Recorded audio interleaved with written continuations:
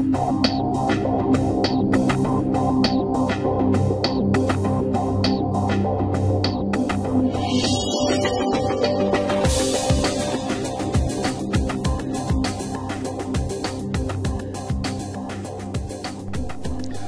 this is Mark Ellis with ExpertRealtorWeb.com, where we teach real estate professionals how to use technology to market and sell real estate with ease. Today I'm going to talk to you about social bookmarking sites, because there's a lot of talk on the internet about how social bookmarking sites can help you with whatever sales business that you are involved in, be it real estate or whatever it is, selling hair bows, for example. So what I want to do is I want to talk to you just a couple of minutes about this. I think that putting all of your money and all your apples into one cart is a big mistake. A lot of people are getting heavily involved with the social bookmarking sites, and I've even seen products that cost you quite a bit of money, by the way, and books written about how to effectively use social bookmarking sites. I do not want to lead you to the idea that I think that you should not use them. I think you should. But there's a learning curve to using social bookmarking sites like Facebook or whatever, or MySpace. And earlier I wrote a blog post about the mistake and the fallacy of using one marketing channel, be it social networking or just the internet in general. Years ago I had, when Google changed its algorithm, it restructured the way that websites were found on the internet, and I can't remember what year it was, but I remember one guy in particular was really complaining on a forum because he had lost all of his business. He had $1 million computer parts business, and in one day he went from being number one in the search engines for a particular keyword that was making him a lot of money to nothing, because Google changed its algorithm.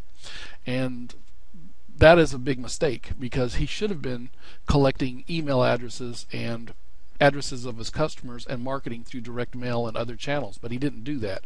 He was only using one particular marketing channel, and when he lost it and it got changed by Google, he lost everything. So that's the big mistake. Don't do that.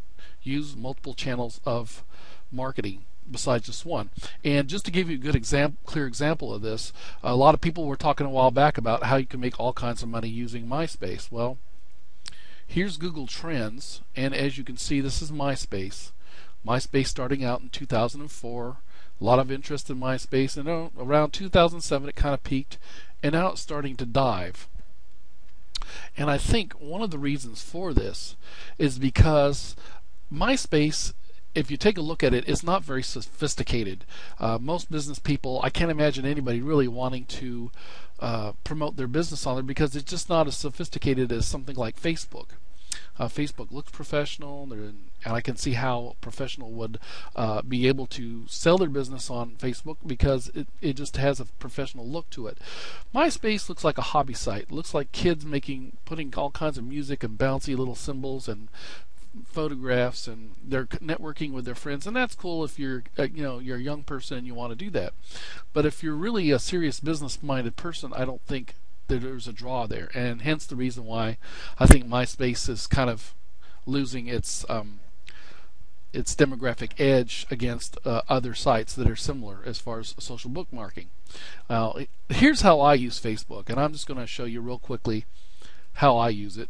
I'm going to log into my account. I've got multiple accounts, and you can do that, and depending on what you want to do, you can have multiple accounts for different types of things. In this particular one, I am trying to network with real estate professionals. Okay, so most of the people that I am meeting on here, and the thing that's great about Facebook is you can target people that are not just in your niche, but also within a geographic area. In this case, I'm targeting realtors and real estate professionals that are in the Lexington, Kentucky area. Okay, for example, so if you want to do a search, you can type in real estate, and you'll see right here they've come up with a couple results already for real estate Lexington. And here are some people who are selling real estate within the Lexington area that you can network with and make friends with. Now, the great thing about that is once you've made friends with them, and it's very easy to do, just click on their name or send them a message, real estate or whatever up here, your search results will come up with a whole group of people. And you can add as friend just by clicking on this, or if you go to their page, all you have to do is click this button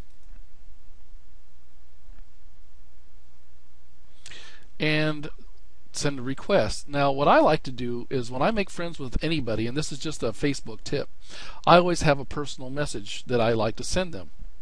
So I already have a prepackaged one that I've typed up that's kind of just introduces myself, and so they can see what I'm about.